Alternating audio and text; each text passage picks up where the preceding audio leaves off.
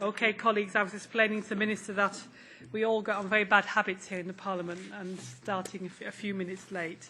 But before we start, I've just got two announcements for colleagues to remind you that tomorrow at 3 o'clock there is a joint hearing with the DEVE, with the Human Rights Subcommittee and Development Committee on the shrinking space for civil society, which will take place in PHS 5B001.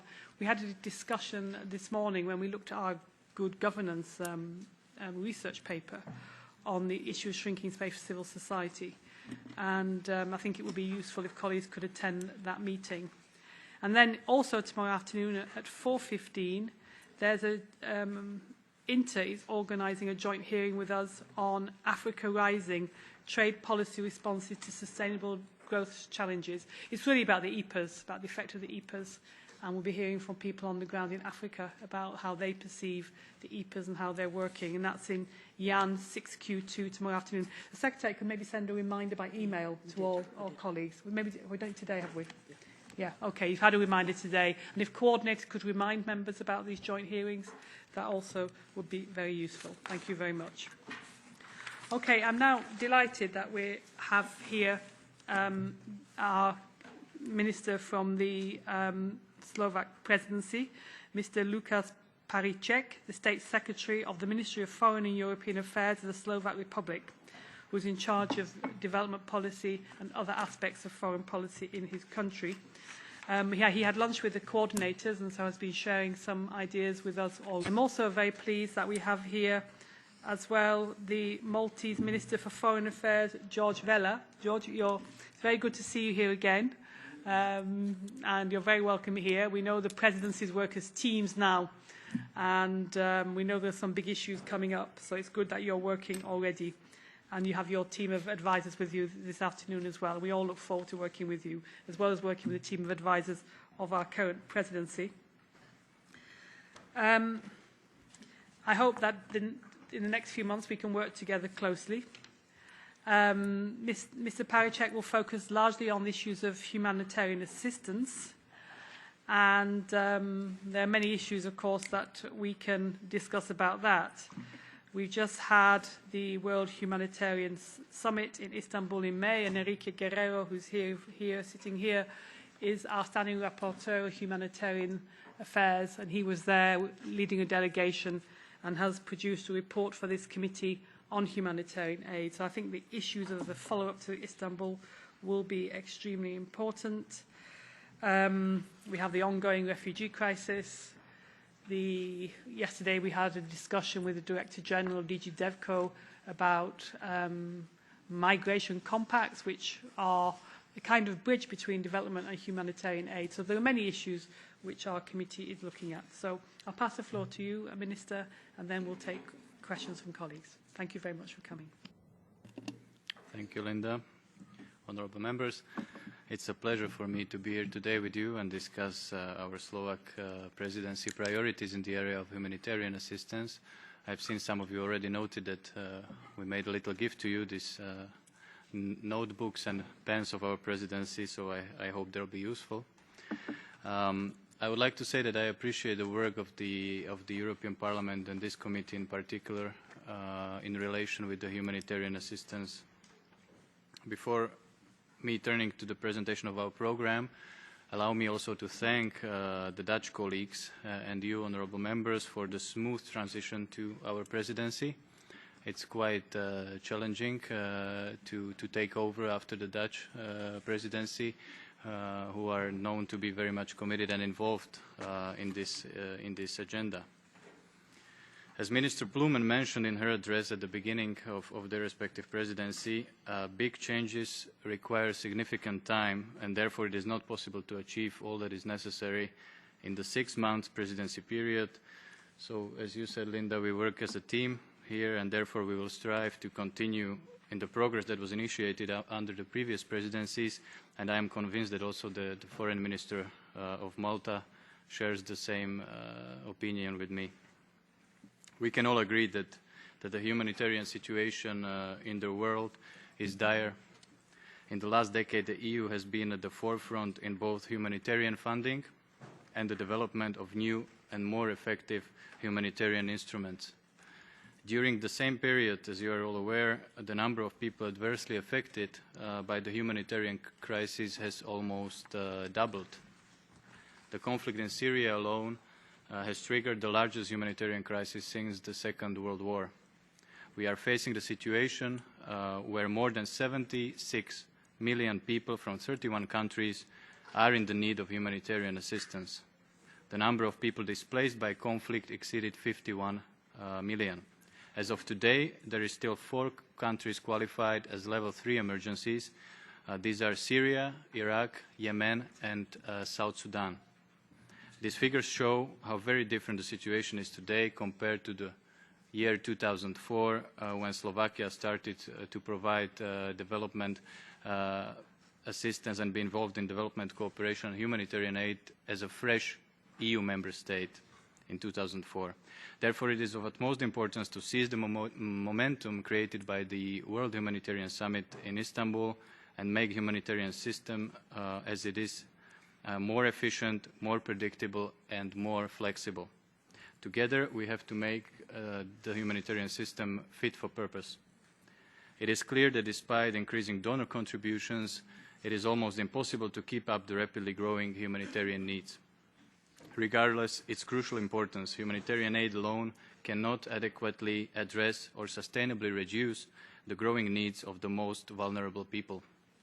A more coherent approach is required, and one that will focus on addressing the root causes of refugees and IDPs, preventing and ending conflicts, which can be done by political involvement and leadership, and bridging the gap between the humanitarian and development efforts. In light of these realities, we have decided to focus on 3 key and 4 specific priorities during our presidency. Now I will go through the 3 key priorities that we have. The first priority of the Slovak Republic is an improved and coordinated humanitarian response to crises. We will focus on identifying ways to improve the humanitarian response through coherent and coordinated action by the Member States and the Commission. Increased attention needs to be paid to all the level 3 emergencies. We are also committed to bring forgotten crises, which are slipping off the radar, back to the humanitarian agenda. With a view to the current migration crisis, the Slovak Presidency will regard as one of its priority areas also forced displacement and the humanitarian situation of refugees, IDPs, as well as their host communities in the countries outside the European Union. Additionally, I would like to emphasize that grounding humanitarian action in local capacities, resources, and local contexts is crucial. Localization has the advantage of being less costly by avoiding multiple layers of aid delivery, but also being sustainable in the long term and accountable to aid recipients. When talking about humanitarian effectiveness, the primary role of national and local authorities of affected countries needs to be recognized.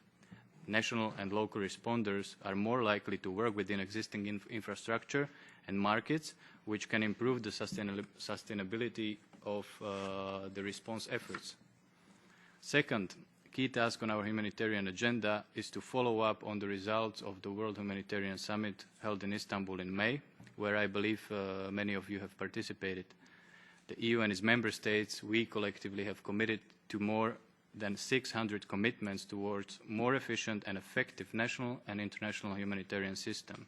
I had the honor to be part of the delegation with my president, and I would like to commend the multi-stakeholder approach and 3 dimensions of this event. First, political, in terms of harnessing global support, which was, I think, one of the biggest achievements that the summit achieved. Practical, focused on the improvements on the ground in order to increase the effectiveness and efficiency of the humanitarian aid provision, and also its awareness-raising nature, which galvanized the attention of the whole global international community. The summit has lent support to many of the reforms within the humanitarian system that the EU, including the European Parliament, advocated for, particularly when it comes to financing and education. It also underlined what we stress in our first key priority, that humanitarian assistance cannot be an indefinite substitute for political solutions. We must tackle the root causes of conflict and address comprehensively the humanitarian situations all around the world.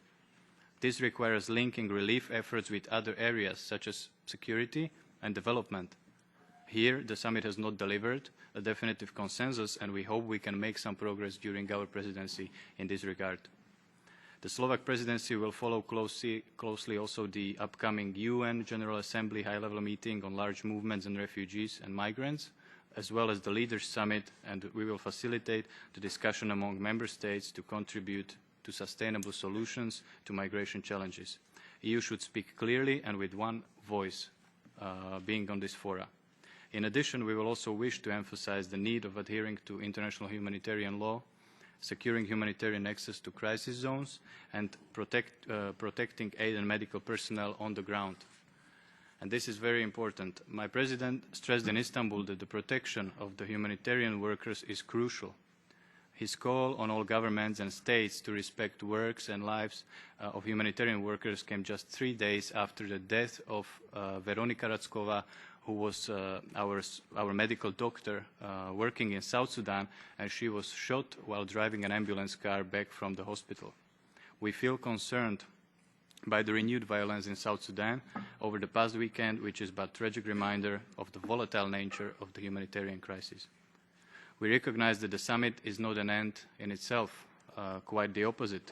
An ambitious follow-up is necessary in order to walk the talk. We need to build on the generated political momentum and to move swiftly towards the implementation of our collective commitments. Slovakia supports all the core commitments. In addition, as announced in Istanbul, as from the next year, we will double our national finances on humanitarian assistance. More private commercial donations are to be encouraged, and our national system of humanitarian assistance will be rebuilt to become much more efficient. Third, our priority is to promote the European consensus on humanitarian aid, as it is the policy cornerstone of the EU and the member states in this area. We, together with the Commission and the trio countries, are part of the task force for the implementation of the second action plan of the consensus. We will strive to play an active role in improving coherence, effectiveness and quality of the humanitarian assistance by supporting the fulfillment of the second consensus implementation plan. Honourable members, as I mentioned at the beginning, apart from these 3 key priorities, we have also 4 specific priorities. These are gender, education in emergencies, humanitarian development nexus, and providing for food security. Research and experience from the ground have demonstrated that failure to address gendered impacts of crisis is one of the biggest weaknesses and recurrent gaps in our disaster responses.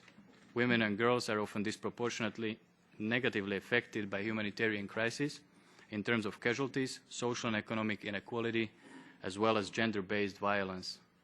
It was reported that 60% of preventable maternal deaths take place in humanitarian emergencies. Moreover, the UN estimated that 1 in 5 refugees or displaced women have experienced sexual violence. This number, nevertheless, can be much higher.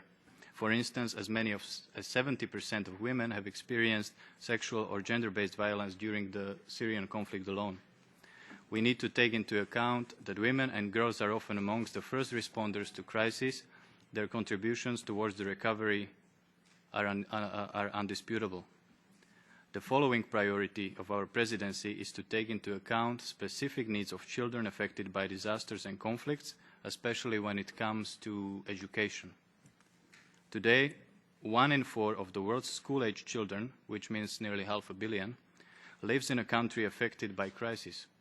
Around 75 million of these children and youth are either already missing out on their education, receiving poor quality education, or they are at risk of dropping out of the school altogether. At the same time, we could argue that the education is most needed in crisis contexts, as it contributes to reducing the children's vulnerability to disaster and to making them less prone to be adversely affected by crisis.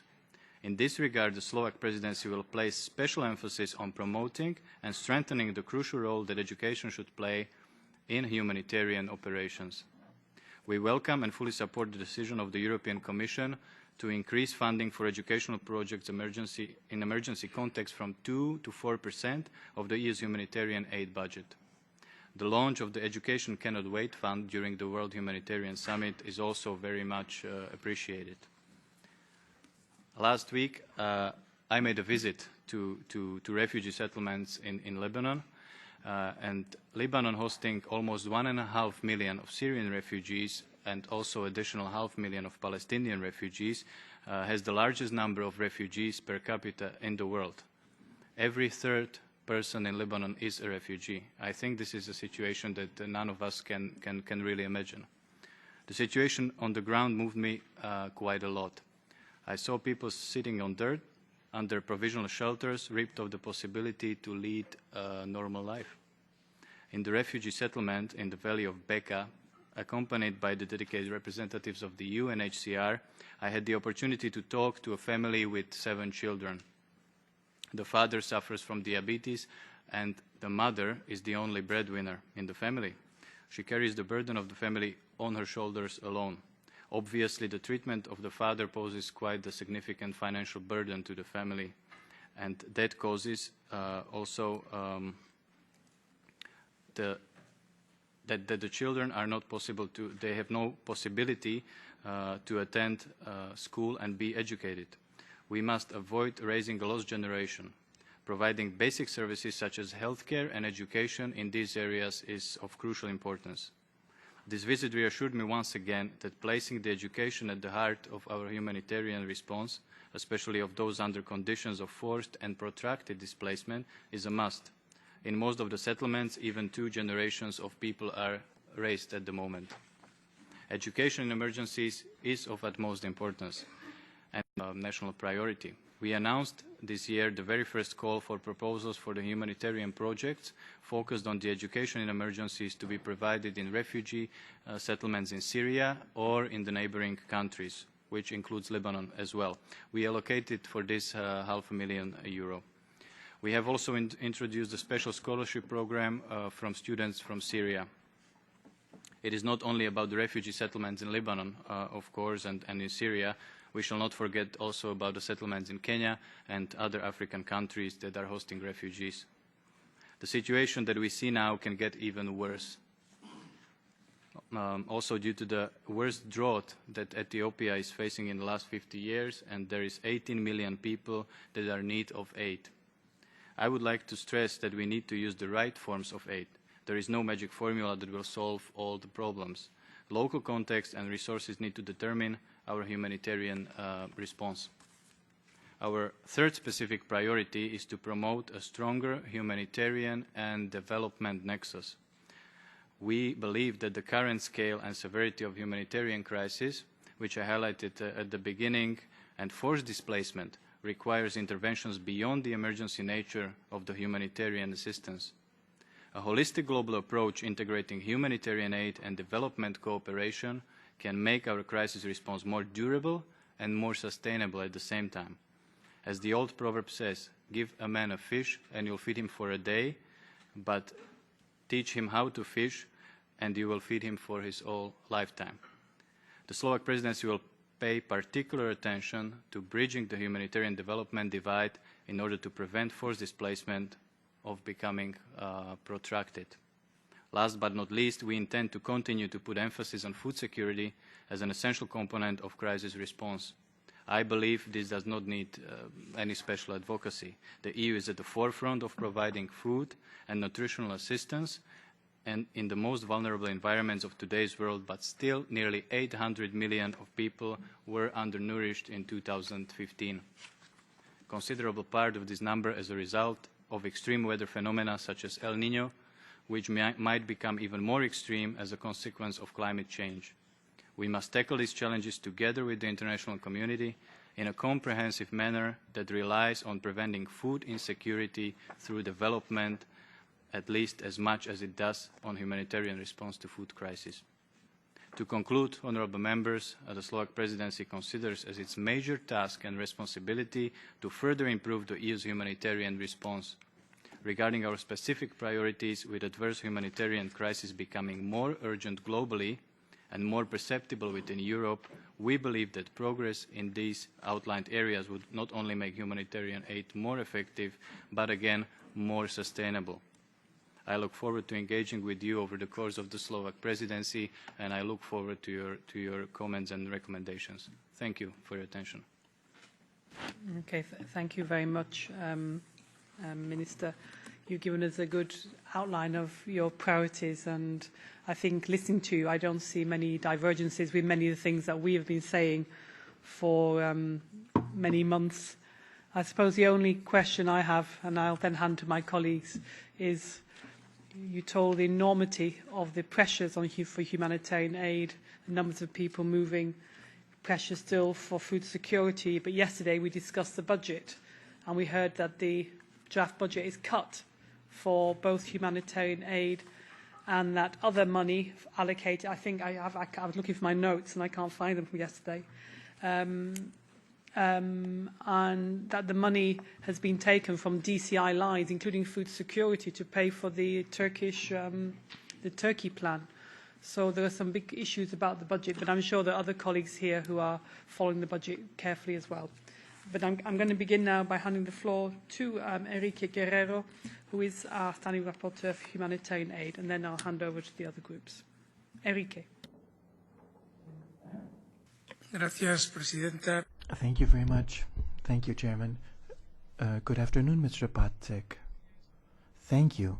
Thank you for your presentation and for presenting all of those various priorities of the Slovakian presidency. Good news, I think, that a Maltese person will be in charge afterwards. What we want basically is a very coordinated response, and a response consistent or comprehensive than previous presidencies, because we have serious crises before us, serious humanitarian crises that have to be dealt with. We're speaking about a magnitude which simply didn't exist in the past, and it appears that things are going to continue to deteriorate, unfortunately. Things are not going to improve, it appears, in the near future. We're speaking about conflicts that we could deal with, but unfortunately there doesn't seem to be the will there, or they are not being dealt with. Terrible conflicts that go hand in hand with natural catastrophes and phenomena like El Nino that you mentioned. So what we have before us is a situation where the humanitarian necessity, or the necessity for humanitarian aid, is increasing, and all of this has to become we have to look at this in combination with climate change, with migration, with refugees, and of the migration that's also caused because of natural disasters, but also because of conflict, armed conflict. So what has been presented to us and what has been underlined by Linda as well coincides absolutely with the priorities of this particular committee. We different political groups have their different views, but in general the priorities seem to be consistent with what was presented by you as well. So that would be the Istanbul priorities that were mentioned as well. Things haven't worked out exactly as we would have wanted, but our priorities coincide. Basically with those that you have presented. In other words, the priorities of the Slovak presidency. I'd like to touch upon some of those. First of all, I think that one of the functions, one of the immediate tasks that exists is to implement whatever is necessary in order to meet those particular proposals or those particular priorities of Istanbul as well. We're speaking about 600 or 600 plus such targets that were brought up in the Istanbul conference. In other words, not leave anybody behind, increase funding, find new sources of funding or new actors which will be able to provide additional funding, be more active as far as the prevention of conflicts, try to resolve the conflicts that exist right now, promote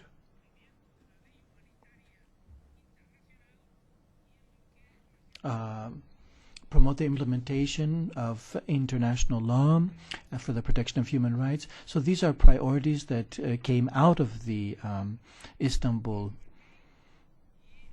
meeting and the big bargain.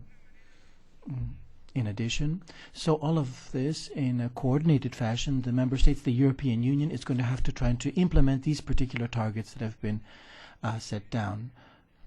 Also, we have to be an example worldwide in order to serve as a kind of impetus or serve as a kind of example, if you like, to others to be able to move forward along those particular targets.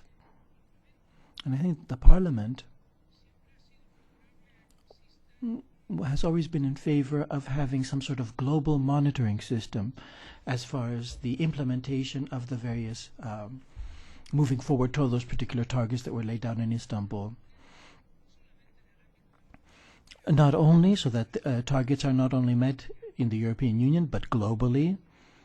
Of course, the United Nations would have to play a very important role there. We need a transparent system, a system that will allow for effective monitoring until we meet those particular targets. And in this sense, the European Union and indeed the Slovak Presidency ought to move forward on this particular front. Furthermore, I feel that to mention that the Parliament has already requested from the Commission a second action plan for a European consensus on humanitarian action to be adopted by the European Parliament, the European Union, that one is a kind of European consensus in order to adapt it to the present-day humanitarian crises that exist and the various idiosyncrasies that those crises have. We also have to get rid of repetition. But when we look back at 1996, it's 20 years, and the situation, the reality has basically changed on the ground so much that we really do have to take a kind of look once again at what those particular targets and what the priorities are. Furthermore, I think it would be important to discuss this the implementation of this so-called consensus, if you like, at the global level, particularly the text that was adopted in June by the Commission and has already been presented, or was presented just last week to the Parliament plenary in Strasbourg, about development. And I think there ought to be a continuum there. And there's something I'd like to point out that I feel is very, very common indeed, or quite generalized in this particular committee, and that is a feeling, that is, that humanitarian action in itself has to be evaluated, and we have to okay, we can have humanitarian action that is linked to development, but we ought not be blind to the fact that there are security issues as well. We want basically the principles of humanitarian action, independence, neutrality, and these kind of very, very fundamental principles, that they be maintained in the implementation process, and that we have to really focus on these particular issues and not be sidelined by security issues alone. Now, with regard to gender and education, and indeed we agree on that. About gender, I'm sure other colleagues will speak as well. About education, well, in this Parliament, this is something that we've pushed for in the committee as well, for that 4%. For that 4% of all humanitarian aid be earmarked for education. And I think that as European Union, we have to, as a whole, we have to push globally for actors, for financiers, in other words, of humanitarian activities, to set an equivalent percentage that this be earmarked once again for education. And finally, I'd like to make a brief reference to the necessity that exists, the necessity to having a single voice, that we work concertedly, that in September, in the meeting that's to take place with regard to refugees and immigrants, that we call for some sort of prior to that, preparatory conclusions of the Council in order to be able to present there in September at the United Nations. And on the budgetary issues, as concerned humanitarian aid, food security, and the link between growth and food security, it seems that the real summit that was to take place in September has been postponed. Well, it's been put off for now, but we'll have to take up that issue once again, and the budgetary reverberations, as Linda mentioned earlier on as well. So there I'll stop, and I'd like to thank you very much. I now have on my list, just to check, I have Anna Zaborska, then Charles Goerens, Maria Heubuck, Jorgi Holveni, Norbert Neuser. Does anybody else wish to take the floor? Just so I check. No? Okay, that's fine, and we have time. Anna Zaborska first for the EPP group. Thank you very much, Linda. Budem hovoriť po slovensky. I'm going to speak Slovak because this is a very important day for the Slovak Republic. So welcome, Mr. Secretary of State, in our Committee for Development. I've been a member of this committee for 13 years. That's why it's a pleasure for me to see you here today. From what you've said, the program of the Slovak Presidency in the area of humanitarian aid is a continuation of the program of the Dutch Presidency. One of its priorities was the preparation of the World Humanitarian Summit. And it's only natural and logical that Slovakia is going to try to implement the commitments stemming from this summit. One of your priorities and ambitions in this area is improving the system of humanitarian aid in the EU. As you probably know, a couple of days ago, the European Court of Auditors pointed out that the humanitarian aid of the EU in Africa, in the area of the big lakes, may be too expensive. And according to the auditor, the Commission doesn't have enough information to see whether the aid is economically efficient, because more than half of the budget goes via the agencies of UN agencies, and there is no feedback in this respect. And I'm sure that this is not only a problem of the area of the Great Lakes, but also it is the case with other projects. So I would like to ask you, trying to improve the system of humanitarian aid, are you going to address this problem at the premises of the European Council? Do you think you could push the Commission to ask the UN agencies for more transparency? Thank you. Thank you. Charles Goerens. Oui, merci. Je voudrais remercier.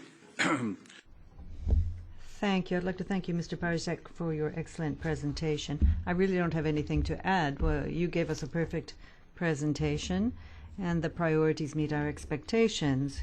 The question on the table is, what can we do together? I think we're working together. It's in our interest to for the European Union to make progress in areas where we've not done very well. There's the whole question of financing. We're going to have to give our views on that very soon. And then we have coordination of humanitarian aid. That's your area. Our committee goes further. Within our competence, we include development cooperation per se. Now, you're responsible for survival of people that you assist, and we are responsible for the people who are making sure that the people who survive can actually live, to put it in frank terms. Now, what can we do together? I think, as I said, we're in it together. How do we maintain the impartiality of humanitarian aid? In the agreement with Turkey, we've seen that our commissioner, who does excellent work in humanitarian aid, was nonetheless subject to criticism, where we saw stigmatization of part of the policy because it was seen as taking sides in an agreement with Turkey, where the president in particular was referred to. So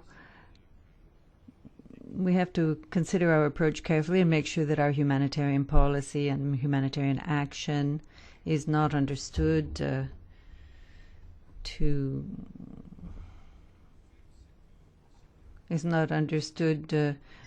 be doing what suits other departments of the Commission.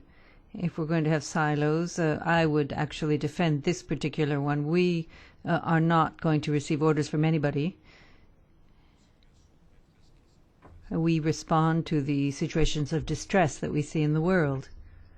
This is not part of political bargaining. So it's in our interest to keep an eye on this aspect of things. Secondly, can I bring the parliamentary dimension into this?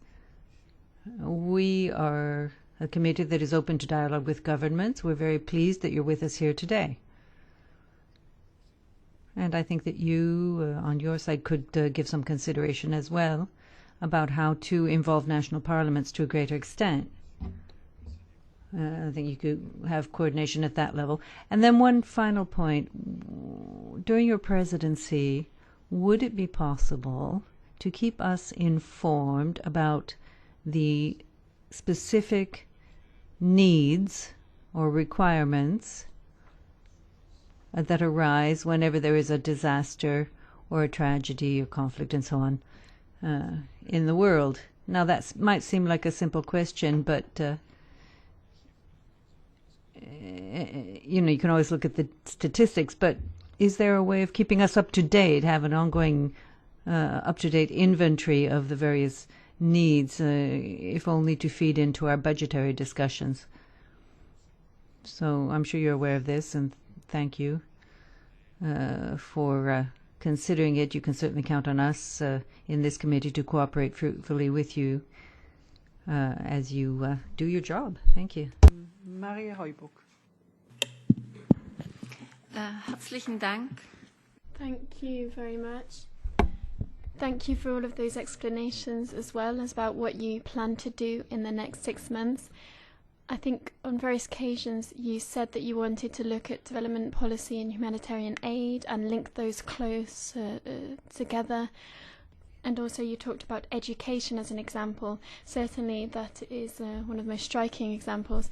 Lots of people have come from Syria because they wanted to send their children to school again because they didn't want to have a lost generation. And I think integration onto the labour market is also something that would be a good example. But the big question remains, what's the funding for that? This has been addressed on various occasions as well.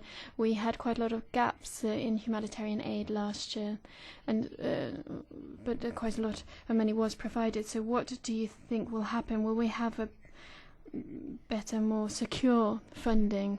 And also, there are some big players on the international stage, but they didn't come to the summit in Istanbul. For instance, Russia, they went there. How can we incorporate them into our work? And my last question is something that I think you picked up on in your statement as well, and that's the attacks on people who are working as part of humanitarian operations. You talked about the last person who was shot, but I think we often hear about these sad stories. So what can we do in order to make such activities safer, to really protect those people who are willing to help and work in such situations? Of course, you can't just say that you're going to pay them with money. This is a human commitment. We need to better protect these people. Thank you. Thanks, Maria. Mr. Holveni. Thanks a lot. And from my side, either really congratulations for the ambitious program. And it was really very nice to listen. The very concrete and very well-structured suggestions or points. And really, I fully agree with my colleague that's really the crucial point, the education. And I visited several times the region from Iraq to Syria and Lebanon. And really one of the main points what we have to take seriously. And really I'm highly interested to know what should be the financial background of this education project. And I think two elements, that is the experience from the local people, local leaders, education, and I wouldn't say create jobs, it's too much maybe, but give the chance for activities, local activities. And what do you think about this? Would be interesting to know. What is the two main points to keep the people in the region? Maybe not at home, displaced people, but in the region. And I would like to underline in a positive term two of your points. You mentioned the local capacities.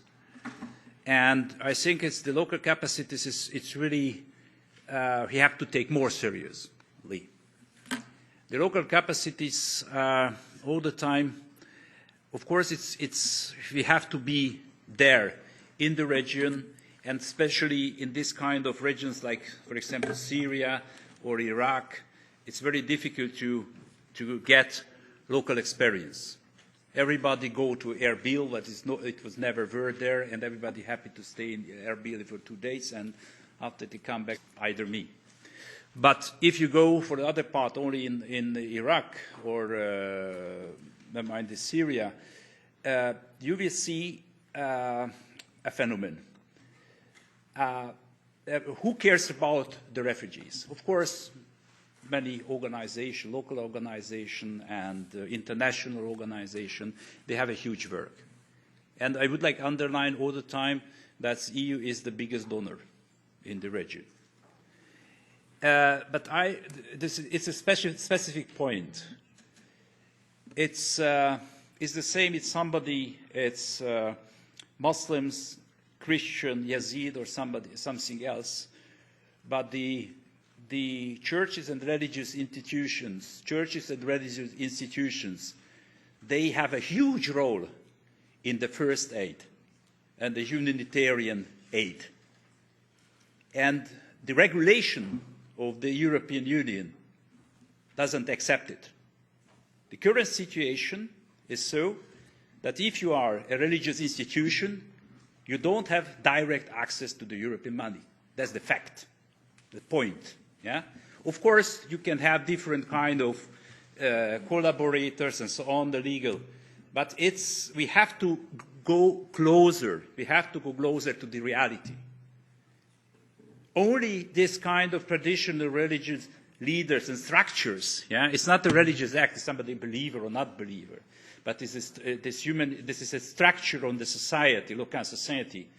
We have to give the chance from the European side to give help on it. I think it's crucial. And the last one from my side, you mentioned the last decade of your speech, the climate change. The climate change, you know, it's something like the football. Everybody thinks something about, yeah? That was very good, the Slovakian football team, yeah. So, no, anyway, but it's really, the climate change have to be concerning the development much better, concrete, communicate. What does it mean? How many people will in 2 years, 5 years have to move from the region? Different kind of region, different part of the world. The climate change is not a joke, not a fashionable something for the well-educated and well-developed countries. Yeah? And I would like really, okay, here in the developed committee it's not so difficult, but if you communicate outside to really double underlined, yeah, and we will see, and I hope we will see you at the end of the presidency here again. Thanks a lot. Thanks. Thank you very much. Norbert Neuser. Norbert. Vielen Dank, Linda. Thank you very much, Linda. Thank you, Mr. Parízek, for your presentation and for having prepared and presented to us what is to happen over the next 6 months of the Slovak presidency. I wish we were in better times than we are right now, with Brexit, with the refugee crisis. I think there are major tasks before you. So the highest regards indeed for your well-structured preparation as to what's to take place over the next 6 months. Now, with regard to humanitarian aid, the Dutch presidency, your predecessor, promised to us very, very concretely to meet the various targets of Istanbul, and I think it would be very good if in the next 6 months, in a concrete fashion, we can have an evaluation about those particular responsibilities, about those obligations, and to what extent those targets were met, so that we can work together in a concerted fashion for humanitarian aid. Coordination is important between the member states, and we have to improve that. I'm very glad that you mentioned forgotten conflicts.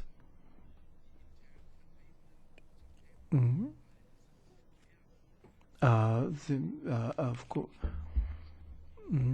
the individuals that have left their homelands, the people who have been persecuted and have had to flee, we have to look very, very closely at this particular issue. And we have to help, of course, locally, in situ, people, because most people want to stay where they are. They don't want to leave their homes. They don't want to become refugees. Here in committee, the new approaches, the new orientation as far as developmental aid, of course, the link with security, it has to be made quite clear. There has to be clear delineation between fighting poverty, health on the one hand, and then security issues on the other. Of course, there might be a little bit of overlapping, if you like, but we have to be extremely careful to be sure that no money that is going for classical development, that goes somewhere astray or be misused, if you like, for other purposes, such as security. The 4% goal for education, extremely important, something that you can support in the course of your presidency. Now, with regard to solidarity, between the member states of the European Union, I'll make it clear that over the last years, together, we have really done too little for Italy, Greece, and Malta with the huge arrival of refugees, and that we need solidarity between the member states. We have to work together in order to overcome the very serious problem of this inflow of refugees and migrants. Diplomatically, I'd say that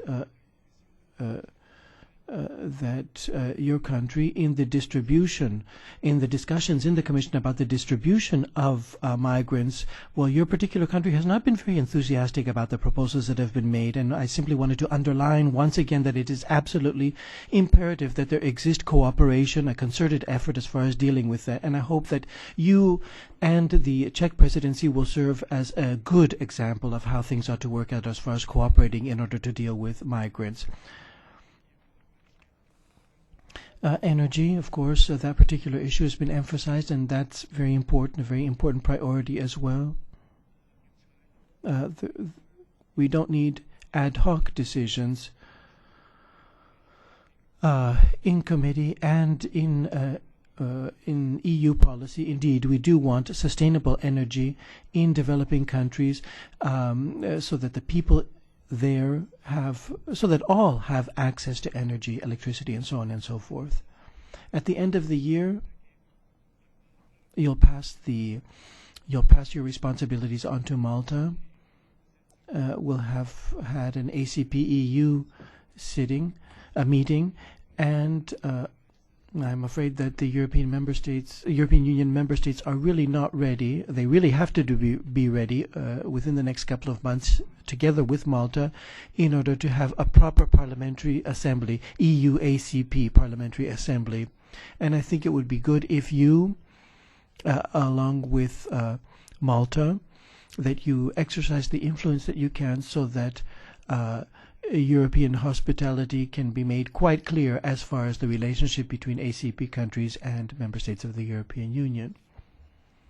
You have very, very ambitious goals, and at the end of the year, once again, you will report to us what has been achieved. If only 50% is achieved of what you presented to us today, then I think nonetheless it will still be a very successful Slovak presidency. Thank you very much. Thanks, Norbert. So that I think nobody else has indicated they wish to take the floor. Just to emphasise one point that Norbert made, which is the whole issue of reception, humanitarian reception within the EU.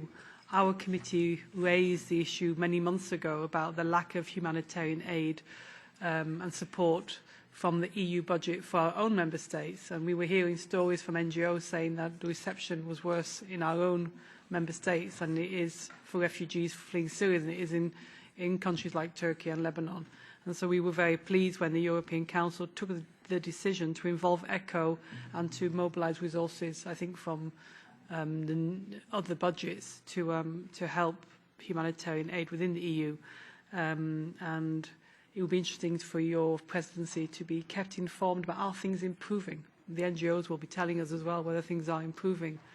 But it was very difficult to hear that things were more. We understand we're not blaming Greece, Italy, and the countries receiving them, but it's very. Europe should be able to receive refugees correctly, and there should be support from the EU for those member states like Malta, the countries on the front line, and we shouldn't be shown to be less able than many other countries which are poorer than our own countries. So, Minister, over to you. Thank you very much, Linda. And thank you all for very supportive comments regarding our presidency priorities. I'm very happy that we found common ground on these issues. And as you said, Mr. Neuser, it's if we could achieve half of it, it would be already a success, which I agree. That is why I also focused and stressed in the beginning that there is a need to take over what was done by the Dutch predecessors, and then also to have this continuity with Malta and further. Thinking about all your comments and questions, I have some words that, like messages that come to my mind that we probably all agree on, that there is this need for continuity in general in the humanitarian assistance, better coordination, and involvement of all relevant stakeholders to make the assistance more effective, and also the evaluation and the implementation of the commitments that we committed to in the World Humanitarian Summit, that also the Agenda 2030 and SDGs commitments as well. So I think these are the main messages that we can agree on. As for the financing, as you mentioned, Linda, you all know that the current situation of the humanitarian needs raised so dramatically in the recent years that even if we increase our contributions where we can, we still cannot match the humanitarian needs. All the available numbers, also the ones that I mentioned in my previous speech today, indicate that we as an international community are really facing a humanitarian crisis of quite enormous scale. In this context, it is also the EU itself facing the massive challenges in these difficult times, and a focused and effective EU budget, first of all, focused and effective, is a necessity. We have to be sure that every euro will be spent efficiently and will go in the necessary direction. And for this purpose, it is very important also to mention the grand bargain that was established to ensure the humanitarian assistance, and in particular its financing will be provided or should be provided in efficient, effective and flexible way. So this is one of the very core outcomes of the World Humanitarian Summit, and it is like we would like to continue in this brilliant work that was started during the previous presidencies. As for the World Humanitarian Summit follow-up, definitely there was quite a difficult preparatory process before the summit. There were different expectations.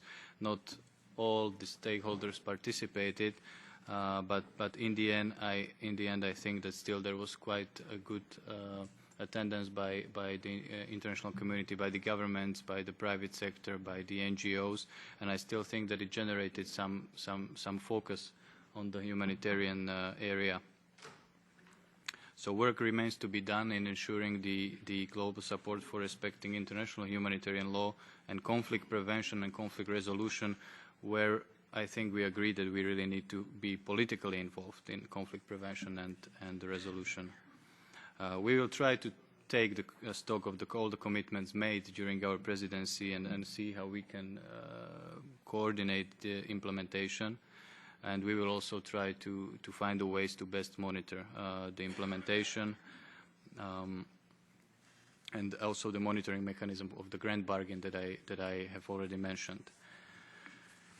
You also mentioned the humanitarian and development nexus, which I think is, for me personally, one of the most interesting parts of the priorities, because I have to say that the protracted displacement of today in average is 70 years. And 70 years being displaced, you cannot only rely on humanitarian assistance. You have no opportunity to lead a normal life, and therefore it is very crucial that you are part of some society and you can build your life in dignity. So this is maybe the most urgent reason why we should merge, maybe see the possibilities where we can coordinate our efforts in a very effective manner. So a more coherent and global approach is needed, together sometimes with political engagement as well, while respecting the humanitarian principles, which are very apolitical. So I can agree on this. Then the European consensus on the humanitarian aid, and all of the consensus itself is as relevant today as it was in 2007, and this was also echoed in the World Humanitarian Summit.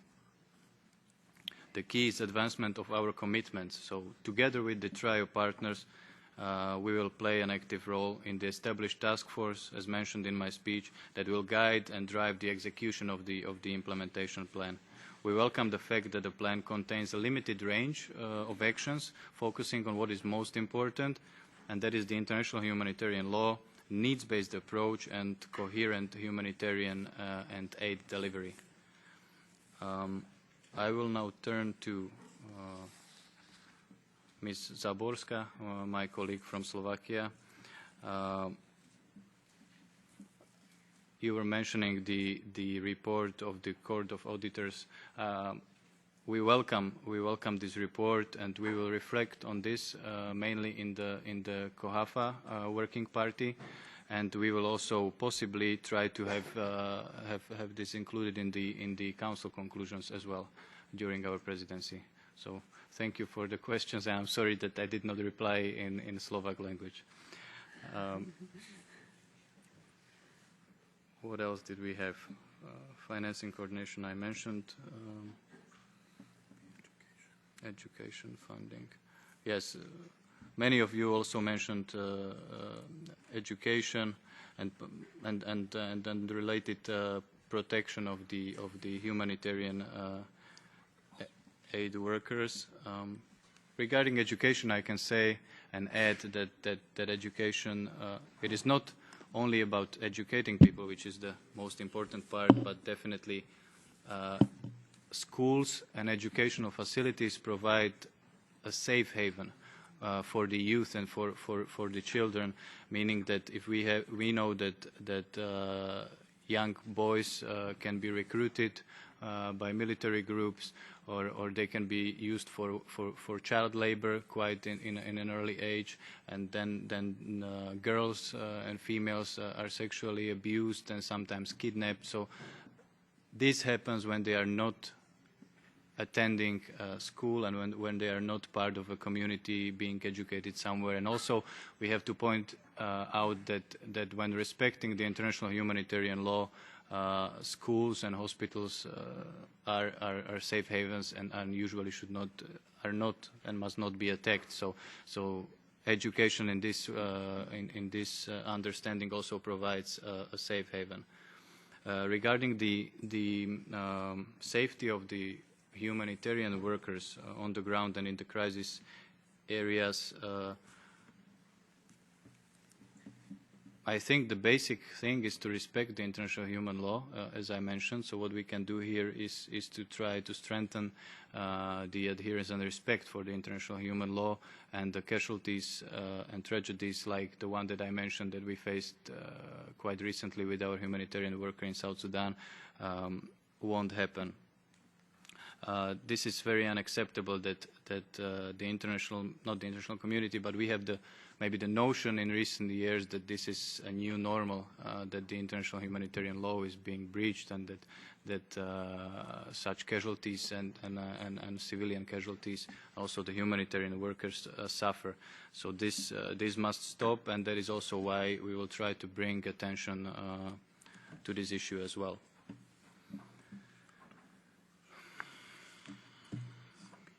How to involve all actors that attended the World Humanitarian Summit, as you rightly mentioned, is not only about the EU reflection, it is also about the UN reflection and the whole global community reflection of what was said, what was discussed, and the commitments that were made. You mentioned also Russia during the Slovak Presidency. We will engage with our partners in the UN context in New York and in Geneva. So we are very much also looking forward, which I didn't mention before, to these summits and conferences that will take place on migration. Also for the EU as a global humanitarian actor, it is very important to have all other key actors on board, and this is in the same understanding that I said before. So it's cooperation and coordination that we need, and we need to get everybody involved, because there is a lack of finances, and there will be never enough finances probably to counter all the humanitarian needs, and that is why we need to really coordinate and involve everybody and be on the same boat in resolving the humanitarian crisis. I believe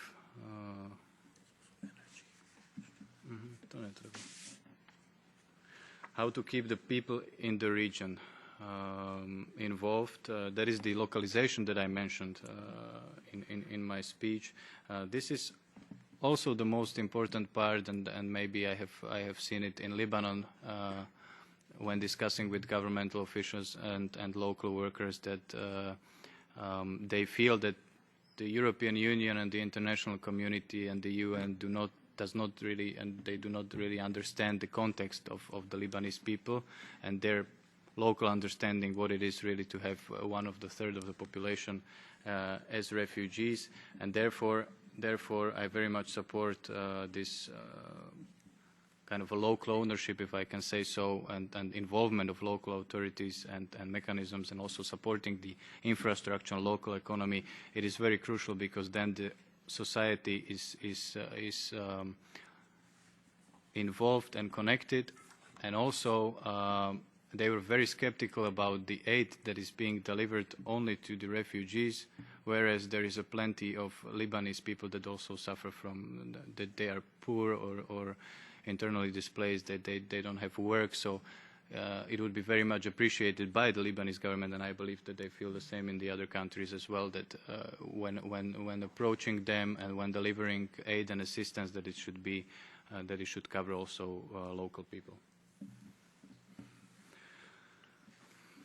I believe that I have addressed all your questions and remarks, and if not, I would be more than happy to interact with you whenever possible. And I have my team here who will be working hard during the presidency, and I will show up from time to time. And as for the question about the informing of the Parliament, definitely this is something that we can support, because it's very important that we within the EU are also on the same boat, meaning the Parliament, the Commission, and the Council.